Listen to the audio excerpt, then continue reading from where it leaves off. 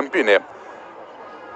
Paskutinį kartą gegužės 5 dieną pralaimėjo Levadija, nusileido Talino Florai, o vėliau seka 11 iš eilės nepralaimėtų rungtynių serija, įskaitant 2 taurės rungtynes.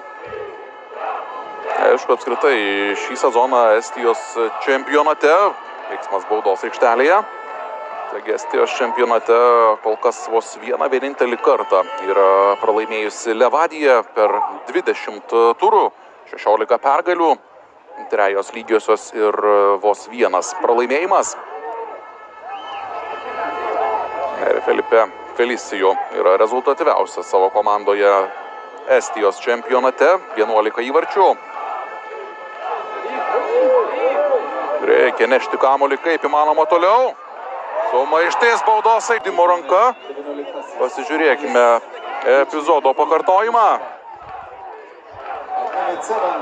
Ir iš to kartojimo taip pat vaizdas susidaro, kad gal ir ne viskas čia buvo pagal taisyklės, bet ne mums spręsti. Na taip, kamuolys nuo kūno kaip ir pataikė į ranką.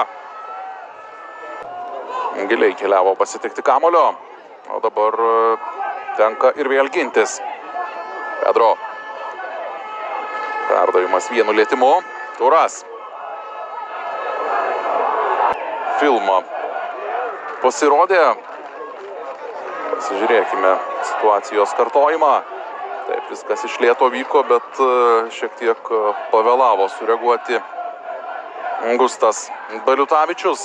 Kamuolys vartuose, 2-0 priekyje